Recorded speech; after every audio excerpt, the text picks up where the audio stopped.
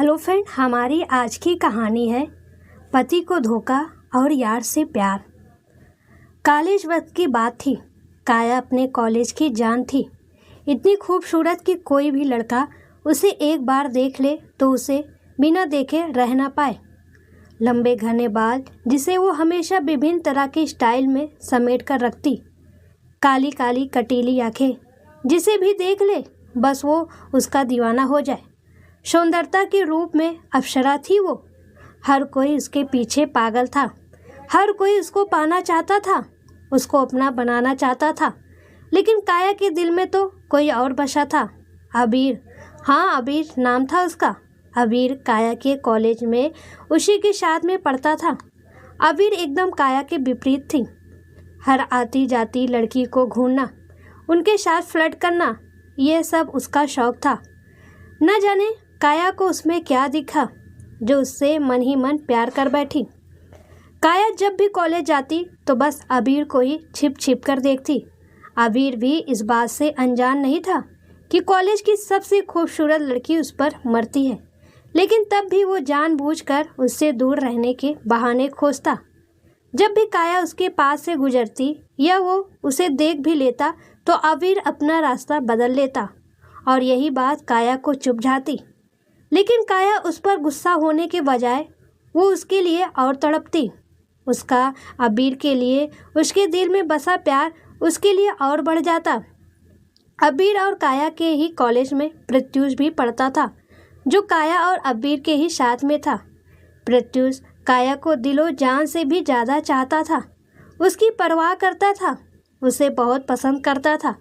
लेकिन काया का सिर्फ और सिर्फ ध्यान अबीर पर होता, इसलिए उसे ये भी नहीं पता था कि उसके कॉलेज में, उसकी क्लास में उसके सहपाठी कौन कौन है। वैसे प्रत्युष बहुत ही खूबसूरत नौजवान में से तो नहीं था, लेकिन औसत था। लंबाई चौड़ाई डील डॉल सब कुछ औसत था। काया अबीर और प्रत्युष का कॉलेज खत्म को था कि काया ने तय किया कि आज वो अपने दिल की बात अबीर को बताकर ही रहेगी। 3-4 साल काया ने आंखों ही आंखों में गुजार दिए, मगर अपने दिल की बात को अपनी जुबान पर ना ला सकी। और आज उसके पास सही मौका भी था और समय भी। दूसरी तरफ काया के पापा एक सरकारी बैंक के बड़े पद पर विद्यमान थे। उन्होंने काया के लिए रिश्ते खोजना भी शुरू कर दिया था, क्योंकि उनके घर का एक रिवाज था जिसमें उनके घर की लड़कियों को शादी विवाह जैसे मांगलिक कार्य 28 साल के पूरा होने से पहले ही कर दिया जाता है, जिसे काया भी नकार नहीं सकती थी।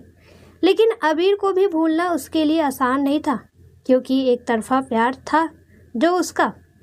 अगले दिन काया ने तय किया कि वो आज कुछ भी करके अबीर को अपने दिल का हाल कह सुनाएगी। कि तभी काया के पापा ने घर पर आकर बताया, वसुंधरा, बिट्टो को आज एक लड़के देखने आ रहे हैं। और हाँ सुन बिट्टो, तू ना आज कॉलेज मत ही जाना, और वैसे भी 2 दिन बाद कॉलेज जो तो तुम्हारा बंद ही हो रहा है, तो आज से ही सही। काया की सारी खुशियां पल भर में काफूर हो गई, क्योंकि काया जानती थी अबीर उससे प्यार नहीं करता है। अगर करता तो 4 साल चुप नहीं रहता, आकर कह डालता, छोड़ो मैं ही कुछ ज़्यादा सोच रही हूँ। अगर मैंने कह भी दिया और उसने मना कर दिया तो वैसे भी मेरा दिल टूटना ही है, तो इस घर की मर्यादा को मैं क्यों बिखरने दूँ? क्यों मेरे घर की मर्यादा पर छींटा कासी हो? इस घर की बेटियों को ज़्यादा ही छूट मिली है। जिस दिन लड़के वाले देखने आने वाले थे उसी दिन ही इसने अपने प्यार का इजहार कर डाला, वो भी किसी और से। इस घर की मान मर्यादा प्रतिष्ठा इन सब का ख्याल भी नहीं आया इसको। आखिर बेटियों को ही क्यों मान मर्यादा प्रतिष्ठा का पाठ पढ़ाया जाता है? उनसे ही क्यों उम्मीद की जाती है इसे सजो कर रखने की? इसलिए काया अपने पापा की बात मान कॉलेज ना जाने का फैसला करती है और उस लड़के से मिलने के लिए मान जाती है। घर पर लड़का और उसके परिवार वाले आ चुके थे। वसुंधरा जी और काया के पिताजी उनकी सेवा सत्कार में लगे हुए थे। ऊपर कमरे में काया तैयार हो रही थी।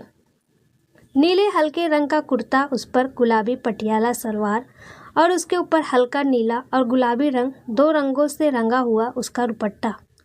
काया की सुंदरता पर चार चांद लगा रहे थे। हल्के गुलाबी रंग वाली ओठों पर लगी लाली, आंखों पर सुरमा जितना गहरा लंबा काजल, लंबे लंबे कमर तक लहराते केस और उसके चेहरे बार बार बिखरते उसके बालों की लटाएं उसके चेहरे की आभा की और भी ज़्यादा शोभा बढ़ा रहे थे। काया उदास मन से खुद को आईने में निहार रही थी कि तभी बाहर से काया को उसके पापा ने बुलाया। काया अपने आप को संयमित करते हुए उन सबके सामने आई। काया बेटा, ये प्रत्युष है और ये उसके मम्मी पापा, ये प्रत्युष की बहन और ये है प्रत्युष के मामा जी। वसुंधरा जी ने काया का सबसे परिचय करवाया। काया को प्रत्युष की माँ ने अपने पास बुलाया। बहुत ही प्यारी है काया, जैसे मुझे अपने बेटे प्रत्युष के लिए चाहिए थी, बिल्कुल वैसी ही, बहुत प्यारी और बहुत सुंदर। कि तभी माँ प्रत्युष ने बीच में ही रोक दिया। अच्छा वसुंधरा जी, अब कुछ बच्चों को भी बातें कर लेने दीजिए। हम लोगों को क्या है, हमारी बातें कहाँ खत्म होने वाली, वो तो होती रहेगी, प्रत्युष की माँ ने कहा। काया और प्रत्युष दोनों को काया के कमरे में भेज दिया जाता है। प्रत्युष की नज़रें सिर्फ काया पर ही टिकी रहती है और उसके शब्द गले में ही अटके रहते हैं। आपको कुछ पूछना हो तो पूछ सकते हैं, काया ने पहल की। जी नहीं, प्रत्युष ने उत्तर दिया। आपको कुछ पूछना हो तो, इस बार प्रत्युष ने कहा। तो काया ने ना में सिर हिला दिया, लेकिन प्रत्युष बड़े प्यार से काया को एकटक देख ही रहा था। तो फिर चलें? काया ने खुद को सहज करते हुए पूछा। जी जरूर। फिर दोनों ने ही रजामंदी दे दी शादी के लिए और दोनों की शादी भी हो गई। प्रत्युष बहुत खुश था, लेकिन काया उसके चेहरे की हंसी कहीं खो गई थी। काया प्रत्युष के कमरे में था। पूरा कमरा काया की पसंद के अनुसार सजा हुआ था। काया पूरे कमरे को निहार रही थी कि तभी दरवाज़ा खुला। प्रत्युष कमरे के अंदर आ चुका था। कमरा पसंद आया आपको? सब कुछ आपकी पसंद का है? प्रत्युष ने कमरे में आते ही पूछा। हाँ, कहकर काया अपने गहने उतारने लगी। एक बात बोलूँ आपको, मैं आपको कॉलेज के दिन से ही बहुत पसंद करता था, लेकिन मुझे पता है आप मुझे पसंद नहीं करती हैं, आप अबीर से प्यार करती हैं। प्रत्युष ने जब कहा तो काया का मुंह खुला का खुला रह गया। पर आप? काया ने कहा ही था कि प्रत्युष ने उसकी बात को बीच में काटते हुए कहा। हाँ, मैं आपके कॉलेज में आपके साथ में था, पर आपने कभी ध्यान ही नहीं दिया मुझ पर क्या, किसी और पर भी नहीं दिया। लेकिन आप चिंता मत कीजिए, मैं आप पर दबाव नहीं बनाऊंगा। आप मेरे पास ना भी आना चाहें तो भी चलेगा, प्रत्युष ने कहा और अपना तकिया चद्दर लेकर वही कमरे में रखे दीवार पर सोने चला गया। एक बात पूछूं आपसे? काया ने प्रत्युष के नज़दीक आकर पूछा। जी कहिए, प्रत्युष ने हगलाते हुए कहा। आपने मुझसे शादी क्यों की? जब आपको पता था कि मैं किसी और को पसंद करती हूँ, तो आपने मुझसे शादी क्यों की? काया ने थोड़े कड़की के साथ कहा। आप बताइए, आपने मुझसे शादी क्यों की जब आपको अबीर पसंद था? प्रत्युष ने अपने बचाव में सवाल किया। सवाल के जवाब में सवाल नहीं करते, काया ने कहा। मैंने अपने पापा के लिए किया, क्योंकि मैं पापा को झुकते हुए नहीं देख सकती। और अब तुम बताओ, तुमने क्यों शादी की मुझसे? काया ने पूछा। आपके लिए, आपको किसी से बचाने के लिए। खैर, वो आपको समझ नहीं आएगा अभी, क्योंकि आप अभी गुस्से में हैं। पर मैं आपके लिए कुछ लाया था, अभी के लिए नहीं है, बाद में जब आपको विश्वास हो जाए मुझ पर, तो आप इसमें से एक रंग में रंग लीजिएगा खुद को। काया वो दोनों बांस खोल कर देखती है। उसमें 2 रंग के फूल रखे होते हैं। काया, ये 2 रंग के फूल हैं तुम्हारे लिए।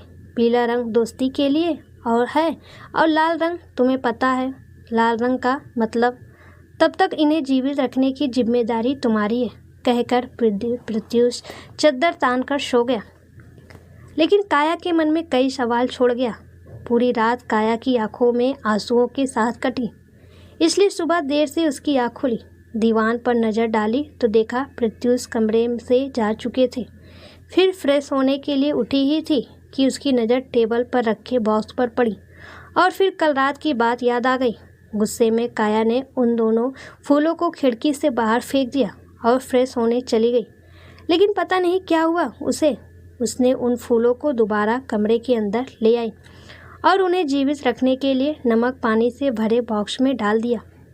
काया रोज उन फूलों के पानी को बदलती। धीरे धीरे काया का प्रत्युष के प्रति गुस्सा खत्म होता जा रहा था। काया में आया बदलाव वो खुद भी धीरे धीरे महसूस करने लगी थी। एक दिन काया अपनी ननद के साथ मार्केट गई हुई थी कि वहाँ उसने अब्बीर को देखा जो दूसरी लड़कियों के साथ फ्लर्ट कर रहा था। उसे देखकर वो वापस अपने पुराने समय में चली गई और अपनी शादी को भी भूल गई और फिर अपने आप ही उसके कदम अबीर की ओर बढ़ने लगे। पीछे से काया को उसकी ननद आवाज़ लगा रही थी, लेकिन जैसे उसे कोई सुध ही नहीं थी। वो बस अबीर के ही ख्यालों में खोई हुई थी कि तभी उसने कुछ ऐसा सुना कि उसके कदम अपने आप ही ठहर गए। वो वापस तेज कदमों से चलकर घर की ओर निकल पड़ी। पीछे पीछे उसकी नई होली। फिर उसे एकाएक सब कुछ साफ साफ नजर आने लगा। प्रत्युष की बातें उसे सच लगने लगी कि तभी उसकी ननद ने उसे रोका। रुकिए भाभी, क्या हुआ है आपको? ननद के प्रेम भरे स्वर सुनकर वो उससे लिपटकर फूट फूट के रोने लगी। पिया, मुझे माफ़ कर दो। मैंने तुम्हारे भैया को बहुत गलत समझा। मुझे लगा वो झूठ कह रहे थे।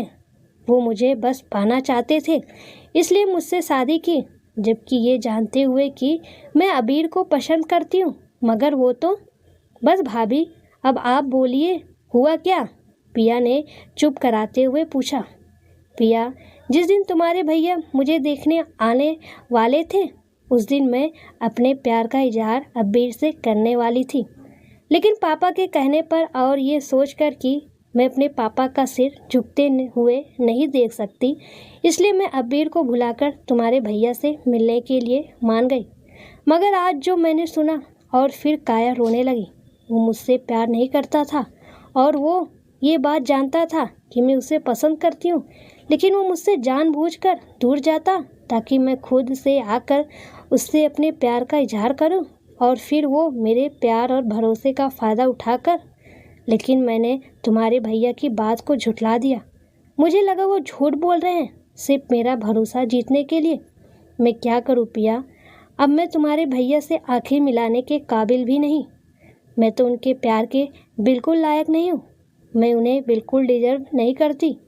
कहते हुए काया जाने के लिए मुड़ी कि पिया ने उनका हाथ पकड़कर रोकते हुए कहा, नहीं भाभी, आप ही मेरे भैया के लिए पूरी तरह से काबिल हैं। भैया तो आज भी आपसे उतना ही प्यार करते हैं जितना पहले करते थे।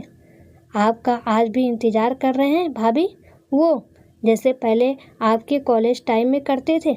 जाइए भाभी, अभी भी समय ख़त्म नहीं हुआ है, सब कुछ ख़त्म नहीं हुआ है। इस बार आप फिर से रंग लीजिए भैया को अपने प्यार के रंग में। जाइए भाभी, जाइए। काया दौड़ते हुए घर जाती है और अपने पूरे कमरे को अपने प्यार के लाल रंग से रंग डालती है और एक नई नवेली दुल्हन की तरह तैयार होकर प्रत्युष को कमरे में इंतज़ार करती है। और फिर जैसे ही प्रत्युष कमरे में प्रवेश करता है, काया उसे दौड़कर अपनी बाहों में भर लेती है और उससे अपने किए के लिए माफ़ी मांगती है। फिर दोनों उस रात को हसीन रात के रूप में यादगार बनाते हुए एक दूसरे की बाहों में गुम हो जाते हैं।